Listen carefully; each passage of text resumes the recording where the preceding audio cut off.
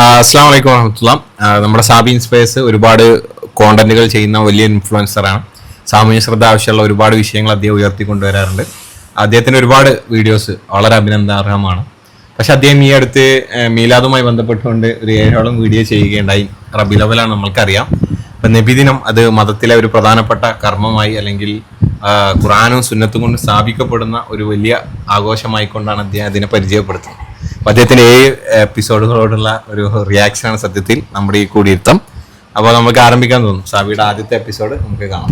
നബി സല്ലല്ലാഹു അലൈഹി വസല്ലം തങ്ങളുടെ ജന്മദിനം ആഘോഷിക്കാമോ ഇല്ലെന്ന് ഒരുപാട് ആളുകൾ എന്നോട് മെസ്സേജ് അയച്ചിരുന്നു. ഖുർആനിലെ 10-ാം അധ്യായം സൂറത്ത് യൂനുസിലെ 58-ാം വചനത്തിലൂടെ വ്യക്തമായി അല്ലാഹു തആല പറയുന്നു,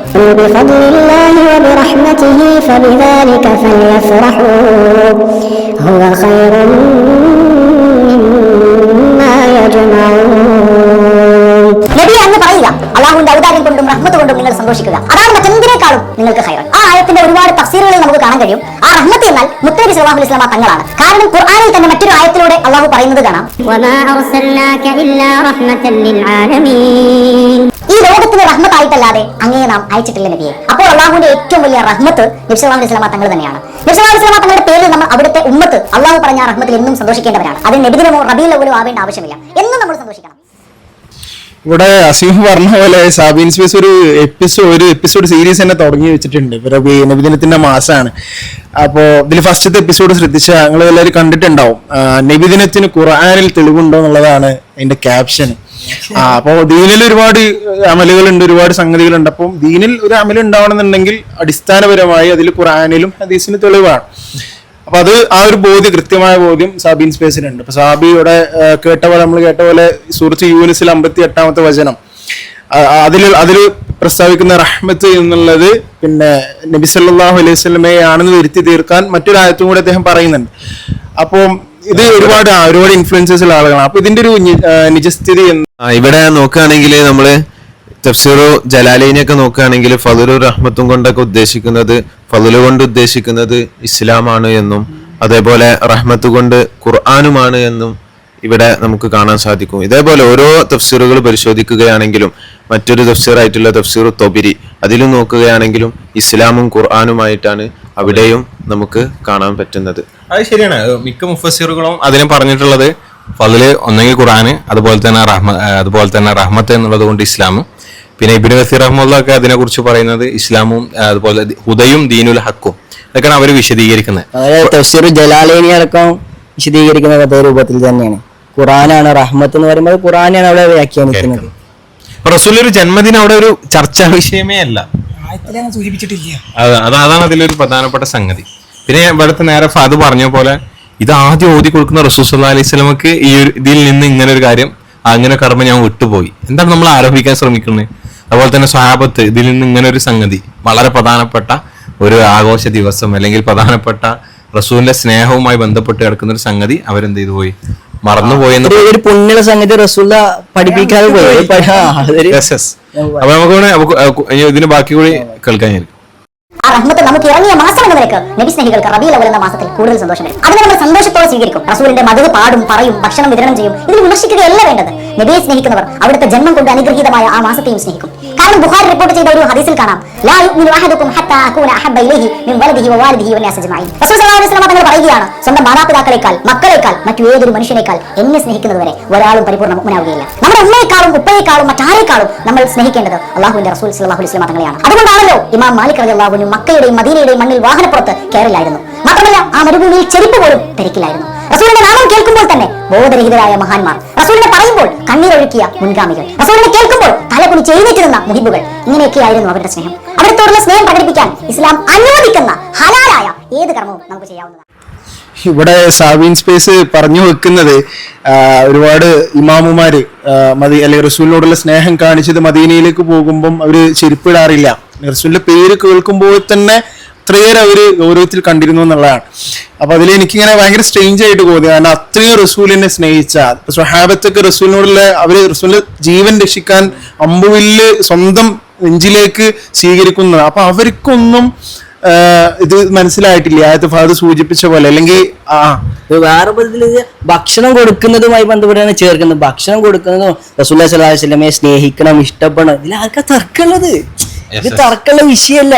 ഇപ്പത്തെ ഇമാം മാലിക്കിന്റെ വിഷയം പറഞ്ഞപ്പോ ഇമാം മാലിക് തന്നെ മുഹമ്മദ് ഖാൻ റിസാല എന്നാ പറഞ്ഞത്. അതായത് പ്രവാചകൻ സ്വല്ലല്ലാഹു അലൈഹി വസല്ലമ പഠിപ്പിച്ചില്ലാത്തൊരു സംഗതി ദീനിലേക്ക് ചേർത്ത് കഴിഞ്ഞാൽ റസൂലുള്ളാഹി സ്വല്ലല്ലാഹു അലൈഹി വസല്ലമ റിസാലത്തിൽ വഞ്ചന കാണിച്ചെന്നായി.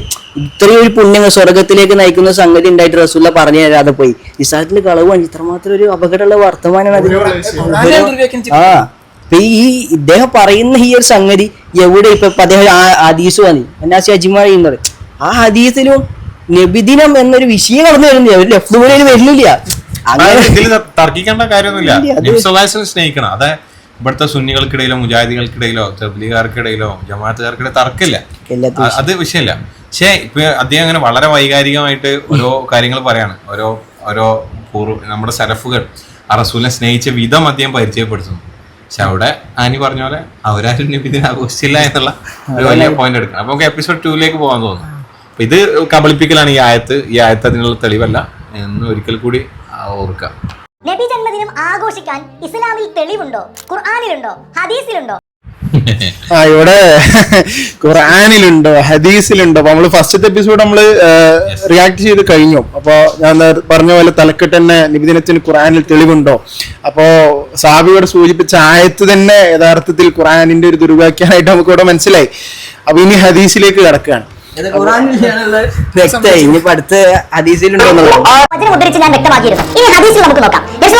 ജനിച്ച ദിവസത്തിന് പവിത്രതയും പ്രത്യേകതയും ഉണ്ടെന്ന് തിരുനബി തന്നെ ഹദീസുകളിലൂടെ നമ്മെ പഠിപ്പിക്കുന്നുണ്ട്. തിങ്കളാഴ്ച ദിവസത്തെ നോമ്പിനെ കുറിച്ച് ചോദിക്കപ്പെട്ടപ്പോൾ അവിടുന്ന് പറഞ്ഞു, ആ ദിവസത്തിലാണ് ഞാൻ ജനിച്ചത്. തിങ്കളാഴ്ച ജനിച്ചത് കാരണമായി ആ ദിവസത്തിന് മഹത്വമുണ്ടെന്ന് റസൂൽ നമ്മെ പഠിപ്പിക്കുന്നു. അനസ് റിപ്പോർട്ട് ചെയ്യപ്പെട്ട മറ്റൊരു ഹദീസിൽ കാണാം, നബുവത്തിന് ശേഷം തിരുനബി സല്ലല്ലാഹു അലൈഹി വസല്ലം തങ്ങൾ അവിടുത്തെ പേരിൽ സ്വയം അക്കീഖ അറുത്തിട്ടുണ്ട്. തിരുനബി ജനിച്ച 7-ാം ദിവസത്തിൽ തന്നെ.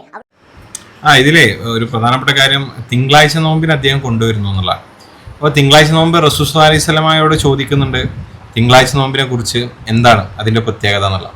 റസൂൽ സല്ലല്ലാഹു അലൈഹി വസല്ലം പറയുന്നത് അന്നാണ് ഞാൻ ജനിച്ചത്, അന്നാണ് എൻ്റെ മേൽ വിശുദ്ധ ഖുർആൻ ഇറങ്ങിയത്. അപ്പോൾ 3 കാര്യം റസൂൽ പറയുന്നു. ഒന്ന്, അന്നാണ് ഞാൻ ജനിച്ചത്, അന്നാണ് ഞാൻ നബിയായി നിയോഗിക്കപ്പെട്ടത്, എൻ്റെ മേൽ ഖുർആൻ ഇറങ്ങി അവതരണമായത് എന്നുള്ളതാണ്. അപ്പോ ഇത് രണ്ടും വിട്ടുപോകുന്നതല്ല, പ്രധാനപ്പെട്ട 2 ഈ 2 സംഭവം നടന്നിട്ടുള്ള സത്യത്തിൽ ഏതാണ്? റമദാനിലാണ് ഈ ഞാൻ പറഞ്ഞ നബിയായി നിയോഗിച്ചതും ഖുർആൻ ഇറങ്ങിയതും. അപ്പൊ ഇതില് പ്രത്യേകിച്ച് മൗലിദിനുള്ള ഒരു തെളിവില്ല, ഒന്നാമത്തെ കാര്യം. പിന്നെ റബീഉൽ അവ്വൽ മാസത്തിൽ ഇനി തിങ്കളാഴ്ച നോമ്പിന് എന്തെങ്കിലും പ്രത്യേക പ്രതിഫലം ഉണ്ടോ? അങ്ങനെ റസൂൽ സല്ലല്ലാഹു അലൈഹി വസല്ലം പറഞ്ഞിട്ടില്ല. മറ്റ് വർഷങ്ങളിലുള്ള ഏതെല്ലാം തിങ്കളാഴ്ച ഉണ്ടോ ആ തിങ്കളാഴ്ചയൊക്കെ നോമ്പ് അനുഷ്ഠിക്കുന്ന അതേ പ്രത്യേകത തന്നെ, അതേ പ്രതിഫലം എന്തിനേ ഉള്ളൂ ഈ പറയുന്ന പ്രതിഫലം ആഗ്രഹിക്കുന്ന ആള് നോമ്പ് നോൽക്കാന്നുള്ളതാണ് അടിസ്ഥാനം ചെയ്യേണ്ടത്. ഈ വർഷം തിങ്കളാഴ്ചയാണ്. അപ്പൊ നാളെയാണ് നബിദിനം. ഈ വർഷം തിങ്കളാഴ്ചയാണ് വരുന്നത്. അപ്പം റസൂലിനോടുള്ള സ്നേഹം കാണിക്കേണ്ടത് ആ നോമ്പ് നോറ്റിട്ടാണ്. അതാണ് റസൂലിന്റെ കൽപ്പന ഉള്ളത്. അപ്പോൾ ഇതിൽ 3 കാര്യങ്ങൾ പറയുന്നു, അത് 2 കാര്യം വിട്ടിട്ട് ഒരു കാര്യം മാത്രം സംസാരിക്കുന്നു. അതിനോട് അതിന് സമയം ഒരു റീലാകുമ്പോഴുള്ള സമയ പരിമിതിയാണോ എന്തായാലും പുറത്തുനിന്ന് നന്നായിരുന്നു. അപ്പൊ എന്തായാലും അത് റമദാനിലാണ്. ഇതില് മൗലിദിനുള്ള തെളിവോ ഒന്നും നമുക്ക് കാണാൻ പറ്റുന്നില്ല. സലഫുകൾ ആരും മനസ്സിലാക്കിയില്ല എന്നുള്ളത് കൂടി നമുക്ക് ചേർത്തു. അവിടുത്തെ പേരിൽ ഉപ്പാപ്പ അബ്ദുൽ മുത്തലിബ് അക്കീഖ അറുത്തതായിട്ട് നമുക്ക് കാണാം ചരിത്രത്തില്. എന്നാൽ എന്തിനായിരിക്കും നുബുവത്തിന് ശേഷവും അവിടുന്ന് അക്കീഖത്ത് അറുത്തത്? ഇമാം സുയൂത്തി റളിയല്ലാഹു അൻഹു ഇതിന് മറുപടി പറയുന്നുണ്ട്. ലോകർക്ക് മുഴുവൻ റഹ്മത്തായി നിയോഗിച്ചതിന് നന്ദിയാണ് നുബുവത്തിന് ശേഷം വീണ്ടും അക്കീഖത്ത് അറുത്തത്. അപ്രകാരം നമുക്കും തിരുജന്മത്തിൽ സന്തോഷിക്കുകയും എല്ലാവരും ഒരുമിച്ച് കൂടി മൗലീദ് കഴിക്കുകയും ഭക്ഷണം നൽകുകയും ആരാധനകൾ കൊണ്ട് നന്ദി പ്രകടിപ്പിക്കുകയും ചെയ്യും സുന്നത്താക്കപ്പെടുമെന്നും ഇമാം സുയൂത്തി റളിയല്ലാഹു അൻഹു തന്റെ കിതാബിൽ രേഖപ്പെടുത്തി വെക്കുന്നു. അപ്പൊ കുട്ടികൾക്ക് ചോക്ലേറ്റും മറ്റും പാനീയങ്ങൾ നൽകുക, റോഡരികിൽ ഭക്ഷണം വിതരണം ചെയ്യുക തുടങ്ങിയവയെല്ലാം അവിടത്തോടുള്ള സന്തോഷം പ്രകടനത്തിന്റെ ഭാഗമാണ്. ഇവിടെ നബിസ്നേഹം നോമ്പ് നോൽക്കുക എന്ന് പറഞ്ഞ് അത് അടുത്ത പിറ്റേത് പറയും മുട്ടായി വിതരണം ചെയ്യലും പായസം വിതരണം ചെയ്യലും. അതിനൊരു വൈദ്യുതി. പിന്നെ അദ്ദേഹം കൂടുന്ന ഒരു റിപ്പോർട്ട് എന്നുള്ളത് തന്നെ വൈഫായി ഒരു ഉദ്ധരണിയാണ് അത്. പിന്നെ അക്കീക്കത്തുമായി ബന്ധപ്പെട്ടിട്ട് അദ്ദേഹം വിശദീകരിക്കണേ. ഇവിടെ അക്കീക്ക അറുത്തു, അതിലാർക്കാ സംശയമുള്ളത്? അക്കീക്ക അറക്കാനുള്ള തെളിവാണ്. അപ്പൊ അവിടെ നബിദിനത്തിനല്ല തെളിവ് വരുന്നേ. അപ്പൊ അതിൽ വരുന്ന ലഫ്ദുകളായാലും പരിശോധിച്ച് കഴിഞ്ഞാൽ നബിദിനം എന്നുള്ളത് എവിടെയുള്ളത്? ഇപ്പൊ പിന്നെ നുബുവത്തിന്റെ വിഷയം കടന്നത് അത് റസൂലുള്ളാഹി സ്വല്ലല്ലാഹു അലൈഹി വസല്ലം നുബുവത്ത് കിട്ടി അതിന്റെ ശുക്റായിട്ട് അക്കീക്ക അറുത്തു. അപ്പൊ ഇത് നബിദിനത്തിന് അക്കീക്ക അറുത്തു എന്നുള്ള ഒരു വിഷയം അവിടെ വരുന്നില്ല. പിന്നെ അദ്ദേഹം ചേർക്കാൻ ശ്രമിക്കാണ്, ബുദ്ധിപൂർവ്വം ഒരു അദ്ദേഹം ശ്രമം നടത്താണ്. ഭയങ്കര വാലിഡ് ആണ്. കാരണം എന്താണ്, ചിലപ്പോൾ ഒരു കുട്ടി ജനിച്ച് നമ്മൾ ആ കുട്ടിയുടെ തലമുടി കളയുന്ന സമയത്താണ് നമ്മൾ അക്കീക്ക അറുക്കുക നന്ദിയായിട്ട്. ആൺകുട്ടിയാണെങ്കിൽ 2 ആടും പെൺകുട്ടിയാണെങ്കിൽ 1 ആടാണ് നമ്മൾ ചെയ്യാറുള്ളത്. പക്ഷെ ഇതിപ്പോ ആ കുട്ടിയുടെ എല്ലാ ജന്മദിനത്തിലും നമ്മളിത് ചെയ്യുക, ആ ജന്മദിനത്തിലല്ല അത് ചെയ്യുന്നതന്നെ, നമ്മൾ ആവർത്തിക്കണമെന്നില്ല.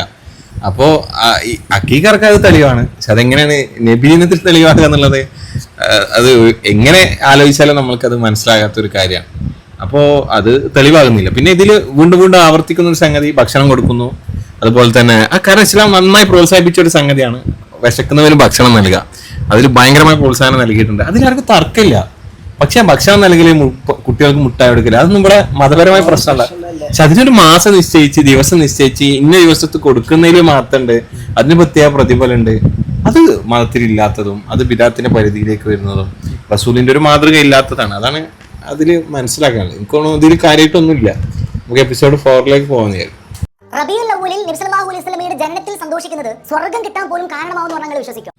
സുബ്ഹാനല്ലാഹ്. ഇതില് ഇങ്ങനെ കേട്ടപ്പം ഇങ്ങനെ തോന്നുന്ന നാളെ ആഖിറത്തിലെ പടച്ചറബ്ബ് നമ്മളെ വിചാരണ ചെയ്യുമ്പം നമുക്കൊക്കെ ഏറ്റവും ഉത്തമ മാതൃകരായിട്ടുള്ള ഖുലഫാ റാഷിദീങ്ങളുള്ള അബൂബക്കർ റളിയല്ലാഹു അൻഹു, അതേപോലെ ഉമർ റളിയല്ലാഹു അൻഹു, ഉസ്മാൻ റളിയല്ലാഹു അൻഹു, അലി റളിയല്ലാഹു അൻഹു, ഇവരൊക്കെ ഇങ്ങനെ ഒരുപക്ഷെ ഇന്ന് നമ്മൾ നബിദിനം നമ്മുടെ ഉമ്മത്ത് കഴിക്കുന്നുണ്ട്. അപ്പോൾ അവർക്ക് കിട്ടുന്ന പ്രതിഫലം കണ്ടിട്ട് അവർ ആശ്ചര്യത്തോടെ നോക്കുന്ന ഒരു സ്ഥിതിവിശേഷം ഉണ്ടാകുമോ എന്നുള്ളത് സാബിയുടെ വർത്തമാനത്തിൽ നിന്ന് ഞാനിങ്ങനെ ആലോചിച്ചു പോവാണ്.